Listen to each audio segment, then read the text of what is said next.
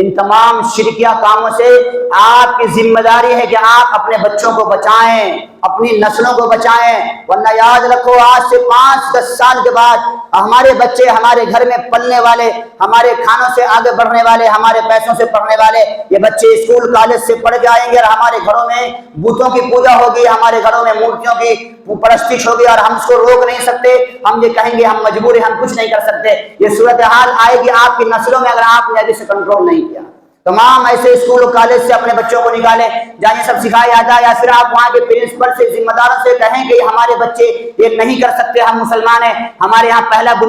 ہمارے یہاں پہلی بنیاد توحید ہے، ہم توحید کے خلاف نہیں جا سکتے، آپ کا مذہب آپ کو مبارک، آپ کا دھرم آپ کو مبارک، ہمارا دھرم ہمارے لیے ہے، لکم دینکم ولی دین، تمہارا دین تمہارے لیے، ہمارا دین ہمارے لیے، ہم آپ کے دین کا کام نہیں کر سکتے، یا ہم نے بچوں کو تعلیم کے لیے بھیجا ہے، پوجا کے لیے نہیں بھیجا ہے، یہ آپ کی ذمہ داری ہے۔ اگر آپ نے یہ نہیں کیا تو یاد رکھو یہ آپ اپنے نسل کے ساتھ خیانت کر رہے ہیں، آپ اپنی نسل کے ساتھ غداری کر رہے ہیں، آپ اپنے نسل کے ساتھ بدعہدی کر رہے ہیں۔ قیامت کے دن یہ نسل جو آپ جوان ہوگی، قیامت میں تمہارا گریبان پکڑے گی اور کہے گی میرے باپ تمہارے اندر طاقت تھی، تمہارے پیسوں سے میں پڑھ رہا تھا، لیکن مجھے تم نے توحید کا سبق کیوں نہیں سکھایا، مجھے تم نے شرک سے کیوں نہیں بچایا؟ تو قیامت کے دن آپ جواب نہیں دے سکو گے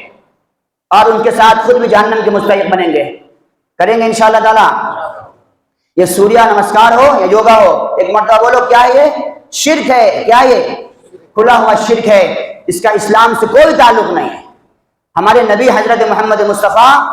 صلی اللہ علیہ وسلم نے ہمیں صحت مند رہنے کا حکم دیا ہے۔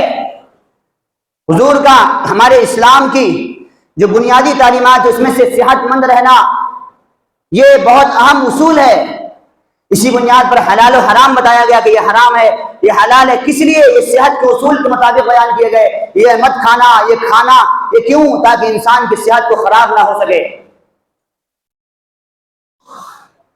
ہمارے یہاں اللہ کے نبی نے تیراکی کو سنت بیان کیا، جو آپ تیرتے ہو نا پانی میں جا کے، یہ سنت ہے حضور کی۔ آپ نے فرمایا تیر اندازی کرو، یہ حضور کی سنت ہے، گھوڑ سواری کرو، یہ حضور کی سنت ہے، یا اس زمانے میں کراٹا ہے، یا جو آپ جم کرتے ہیں، یہ سب ٹھیک ہے، لیکن جو جس کو مذہب سے جوڑ دیا جائے وہ کوئی ورزش نہیں ہے، کوئی پریکٹس نہیں ہے، کھلا ہوا شرک ہے، اس سے ہم سب کو بچنا ہے۔ نام کچھ بھی لیتے رہو، کچھ بھی بولتے رہو، گورنمنٹ کی نیت صحیح نہیں ہے، وہ ہم سب کو امت کو گمراہ کرنے کی کوشش کرتے ہیں۔ میں نے شروع میں کہہ دیا اور قرآن کی آیت سے حوالے کے ساتھ بتا دیا، انہ من یشرک باللہ فقد حرم اللہ علیہ الجنہ، جو بھی اللہ کے ساتھ شرک کرے گا، سن لو اللہ نے اس کے اوپر جہنم کو، جنت کو حرام کر دیا ہے، جنت کو حرام کر دیا، وہ جنت میں نہیں جا سکتا۔ لہذا